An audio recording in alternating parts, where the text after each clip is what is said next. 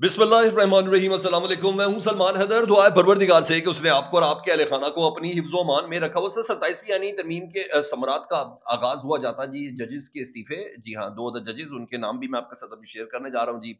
जो आज एक्सपेक्ट किए जा रहे हैं, किसी भी वक्त, एक नहीं, हमारे कई दोस्त अहबाब इस हवाले से कंफर्मेशन दे रहे हैं। इसके अलावा वो कहना का एक प्रॉपर एक काम दल है ना, तो वो जजेस जिनकी वजह से 27वीं तरमीम में पोस्टिंग ट्रांसफर और बाकायदा तौर पर उनकी किसी किस्म की आमादगी की कोई शर्त भी नहीं रखी हुई, वो जजेस स्पेशली इस्लामाबाद हाई कोर्ट के जो 6 जजेस हैं, वो भी ज़हनी तौर पर प्रिपेयर हो गए हैं और उन्होंने आज अदालतों के अंदर ये तमाम बातें कही। खैर, वो भी मैंने आपके साथ शेयर करना है। कल ग्रैंड जरगा था खैबर पख्तूनख्वा में ना, जिसमें तमाम हुकूमत और अपोजिशन तमाम लोग इसके अंदर मौजूद थे। एक बड़ा अच्छा चाहे इसके कि इससे बहुत सख्त किस्म का उसकी डिक्लेरेशन एक्सपेक्ट की जा रही थी, लेकिन अच्छी बात है कि पाकिस्तान तहरीक इंसाफ की मेज़बानी के अंदर या केपीके की हुकूमत की मेज़बानी के अंदर ये था, तो डिक्लेरेशन बड़ा अच्छा और बड़ा सुलझा हुआ सामने आया। सर, उस जरगे के अंदर शरीक 2 अफराद गायब हो गए और खैबर पख्तूनख्वा की हुकूमत कह रही है ना हम, ना हमारे अंडर आने वाला कोई सरकारी इदारा ऐसा है जिसने उनको उठाया है। ये कौन लोग हैं, इन्होंने कल क्या किया था, उसकी भी तफसील मैं आपके साथ शेयर करता हूँ और एक्सपेक्ट किया जा रहा है जी, वो भी मैं आपके साथ शेयर करता हूँ जी। और मुबारक हो सर, 27वीं तरमीम सुप्रीम कोर्ट में चैलेंज हो गई है। कौन सी सुप्रीम कोर्ट में, जिसके सरबराह चीफ जस्टिस सियाई आफरीदी साहब हैं। वाह, ये बड़ा अहम मामला है, वो भी बताना है। लेकिन सबसे पहले कुछ एंट्रीज हुई हैं आज सेनेट के में भी। आज जारी बात है, 27वीं यानी तरमीम के कुछ 6 नुकात थे, वो पास होने थे, वो पास हो गए। लेकिन क्या ताकतवरों ने आज एंट्री दी और फिर एक बार फिर खुल के दिया, वो कहते हैं वो डंके की चोट पे दिया, जो करना है आप लोग कर लें, लाइक इस तरीके से थी। लेकिन इन तमाम चीज़ों से पहले सर, वो हमारी कुछ दो मंगल के दिन 2 दहशतगर्दी के वाक़यात हुए। एक तो वाना में हुआ था और एक इस्लामाबाद में हुआ था। उसकी सिक्योरिटी इदारों ने खबर दी। मैंने कहा सबसे पहले मैं वो आपके साथ शेयर करूँ जी। 2 इस्लामाबाद की जो जुडिशल कॉम्प्लेक्स के बाहर जो धमाका हुआ था, उसके सहूलतकार पकड़े गए हैं और जहाँ वो पनाह गज़ीन थे वो भी पकड़े गए हैं। एक बंदे का ताल्लुक कहाँ से था वो बताया जा रहा था कि केपीके के साथ ताल्लुक है, लेकिन सारी डिटेल्स के मुताबिक ये तमाम के तमाम की जो दहशतगर्दी की जो कार्रवाई थी, ये बाकायदा तौर पर अफगानिस्तान से मॉनिटर हो रही थी। और उधर कैडेट कॉलेज वाना हमले के जो होशरुबा इंकशाफात हुए, उसकी डिटेल में ये है कि तमाम दहशतगर्द अफगान शहरी थे। तकरीबन ये 30 घंटे के करीब ऑपरेशन जारी रहा जी। सिक्योरिटी ज़राए बताते हैं कि हमले की मनसूबाबंदी अफगानिस्तान में हुई थी और इसको पाया तकमील तक पहुंचाने का हतमी हुक्म खारजी नूर वली महसूद ने दिया था। दहशतगर्द पूरी कार्रवाई के दौरान अफगानिस्तान से मिलने वाली हिदायत पर अमल पैरा थे और हमले की मनसूबाबंदी खारजी जाहिद नाम के बंदे ने की थी।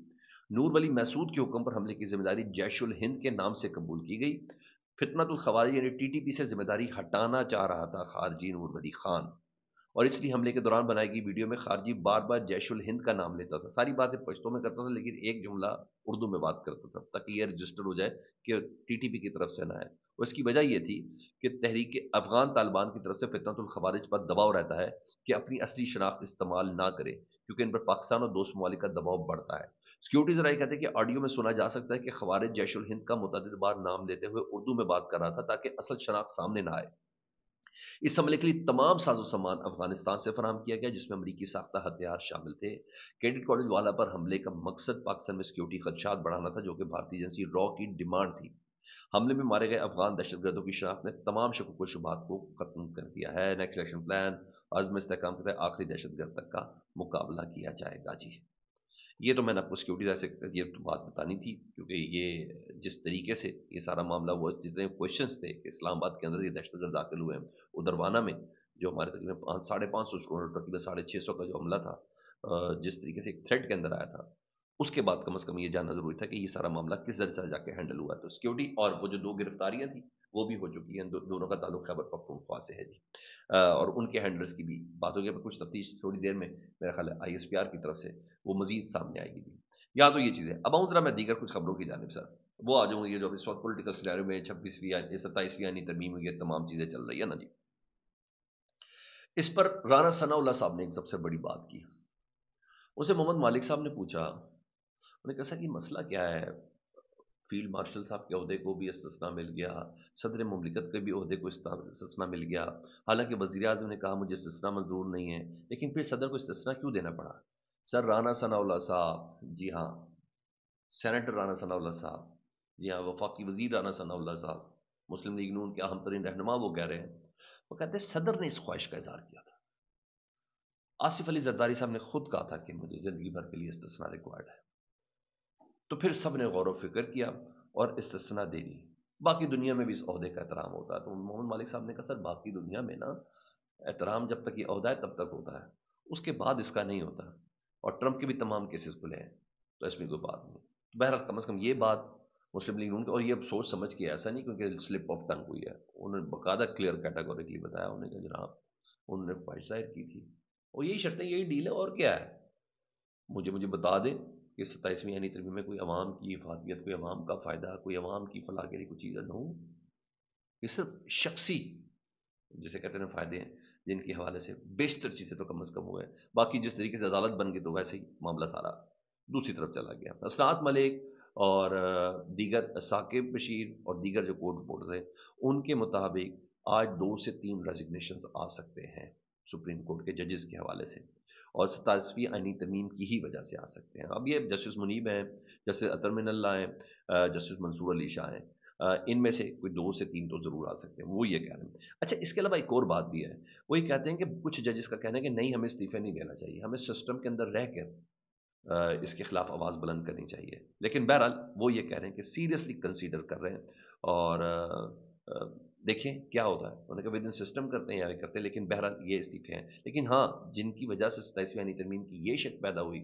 کہ جو ججز کی ٹرانسفر بغیر ان کے کانسنٹ کے کی جا سکے، ان ججز نے تھوڑا سا آگے بڑھ کے بات کی ہے جی، اور آج عدالتی سماعت کے دوران کم از کم 2 ججز ایسے تھے جنہوں نے باقاعدہ طور پر یہ بات کی کہ ہاں جی وی آر جسٹ ریڈی کہ ہم کس وقت باہر جاتے ہیں جی۔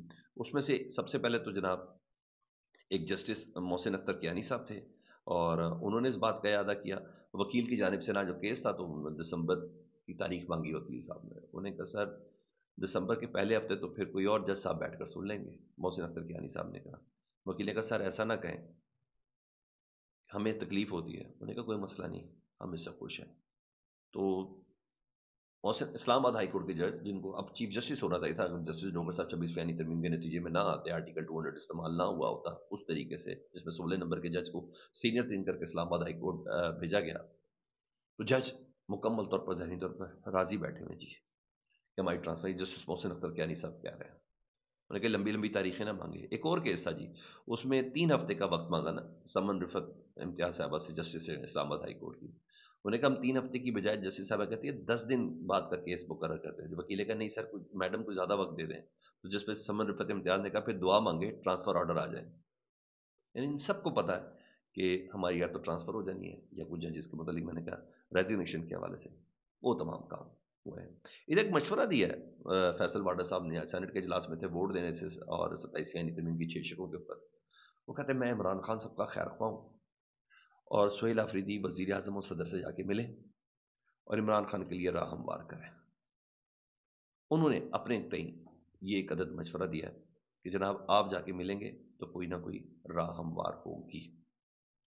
اب بات ہوئی 27ویں یعنی ترمیم کی آج تمام چیزوں کے اوپر جی، جس سے متعلق کم از کم منیب فاروق صاحب نے آج بتایا، انہوں نے کہا یہ اب منیب فاروق صاحب ویل انفارمڈ ہیں اور ڈیفینیٹلی کچھ تجزیے چل بھی جاتے ہیں، وہ کہتے ہیں نواز شریف اس سسٹم کے گارنٹر ہیں، یہ ذہن میں رکھیں، ان کو آپ ارریلیونٹ نہ سمجھیں، لیکن سسٹم کے گارنٹر ہیں، ملک چلانے والا سسٹم آگے بڑھانے کے لیے انہیں بہت کچھ قربان کرنا پڑا ہے۔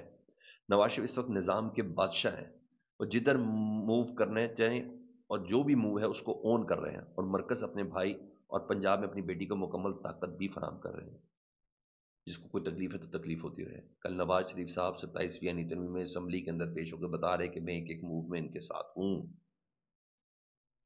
تو وہ یہ کہہ رہے ہیں کہ اس سسٹم کے گارنٹر ہیں نواز شریف صاحب، گارنٹر تو ہوں گے نا سر، نہیں آئیں گے تو کیا کریں گے؟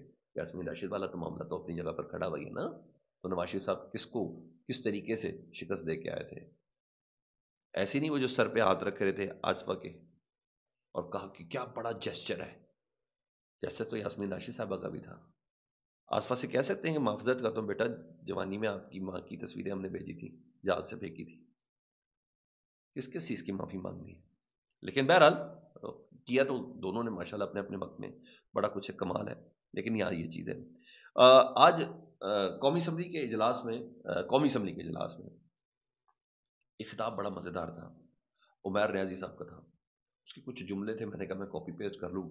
وہ کہتے ہیں اگر آپ آرٹیکل 243 اور 248 یعنی صدر مملکت کا استثناء اور آرمی چیف کا استثناء، کہتے ہیں ان دونوں کو جوڑ کر پڑھیں، آپ کیا کر رہے ہیں؟ آپ یونیفارم میں صدر کا انتخاب کا راستہ کھول رہے ہیں. میں نے کہا پھر 5 سال بعد حکومت کوئی بھی ان کو عہدہ دینا چاہے، سمجھ آ رہی ہے آپ کو؟ ہاں جی. میں نے کہا آپ صدر کا راستہ کھول رہے ہیں یونیفارم میں، ہم ذمہ دار نہیں ہیں اور نہ ہی اس کے ذمہ دار ہوں گے، یہ راستہ آپ خود کھول رہے ہیں اور جمہوریت میں یہ راستہ دکھا رہے ہیں. انہوں نے اپنے ہاتھ کاٹ لیے. دیکھیں نفریں ہوتی ہیں، شاید ہم نے آپ کو اتنا زج کیا ہو، مگر زج کرنے کا مقصد یہ نہیں کہ آپ خود کش حملہ اس ایوان کے اوپر کر دیں. اور سر اس کی فکر ہی کسی کو نہیں ہے. اس کی فکر اس لیے کسی کو نہیں ہے کہ آج وہ دونوں افراد پھر آ گئے. ایک نے تو اسمبلی کے سینٹ کے فلور پر استعفیٰ دیا تھا نا، یہ ابڑو صاحب نے. آج اسپیکر صاحب کہتے ہیں کوئی استعفیٰ صبح منظور نہیں ہے، ٹینشن ہی نہیں لینی، کوئی چکر ہی نہیں ہے. آج یہ ووٹ دینے آئے. اس دن کیا کہا تھا؟ میں تو فیلڈ مارشل کے لیے آیا تھا.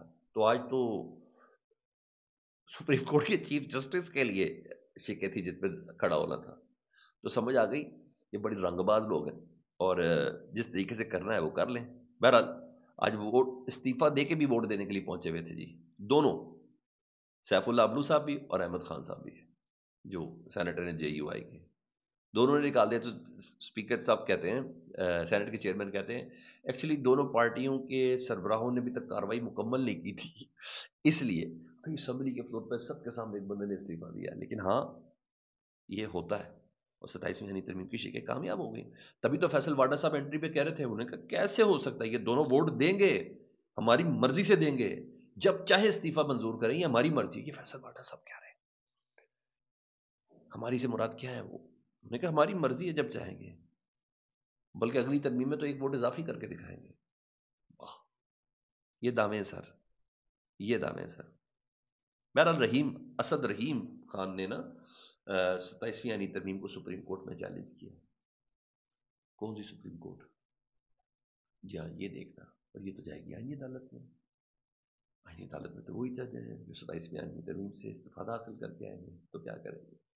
Good joke. اچھا میں نے کہا وہ رات گزر گئی، کل کی رات گزر گئی، اس کے بعد اب کچھ نہیں ہے پاکستان میں آئین کے حوالے سے اور آئینی عدالتوں سپریم کورٹ کے حوالے سے وہ کچھ بھی نہیں ہے، کچھ بھی نہیں ہے اس کے علاوہ. بہر تبھی تو 64 اراکین نے کیا اور 27ویں ترمیم دوبارہ سے ان کی شکیں جو ہے پاس ہوا. وہی سے پاکستان طریقے صاحب ایجنڈے کی کاپیاں پھاڑتی رہی، داعش کے سامنے وہ کرتی رہی. کچھ بھی نہیں ہوا جی، کچھ بھی نہیں ہو سکا. بہرحال یہاں یہ چیز تھی. لیکن اب میں ان 2 اراکین کے حوالے سے، ان 2 اراکین کا متعلق یہ ہے ان کا تعلق PTM کے ساتھ ہے. اور انہوں نے اب دیکھیں اختلافات ہر چیز اپنی جگہ پر، انہوں نے کچھ بدتمیزی بھی کی تھی. اور صبح اس حوالے سے کلیریفیکیشن بھی آئی تھی KP کی حکومت کی طرف سے. ایک تو 3 بندوں کا ان کا اجازت نامہ تھا، یہ 4 بندے لے کے آئے تو سیٹ ارینجمنٹ پہ یہ غصے انہوں نے کہا میں نہیں بٹھایا، یہ وہاں سے اٹھ کے چلے گئے. دوسرا قومی ترانے کے اوپر یہ تو کھڑے نہیں ہوئے تھے. یہ تو ایک اپنی جگہ پر اس پر سٹار ہے. تو اخون زدہ حسین احمد یوسف زئی جو ترجمان ہے اپوزیشن اتحاد کے، تحریک تحفظ آئین پاکستان کے، وہ کہتے ہیں کل پشاور میں صوبائی حکومت کی طرف سے بلائے گئے جرگے کے PTM کے نمائندہ وفد میں شامل نور اللہ ترین اور حنیف پشتین تاحال لاپتہ ہیں. اس حوالے سے رات گئی میری خود وزیر اعلیٰ سے بات ہوئی ہے. ہماری کوشش یہی تھی کہ صوبائی حکومت کا کردار اس معاملے میں واضح ہو اور اس کو جلد منظر عام پر لایا جائے. یہ بات تو طے ہے کہ صوبائی حکومت کے اندر کسی بھی ادارے نے ان کو نہیں ہٹایا. پھر بھی ہم یہی امید ہے کہ ان کی بازیابی کے لیے صوبائی حکومت پوری کوشش کریں گے. یعنی غائب ہیں یہ کل سے.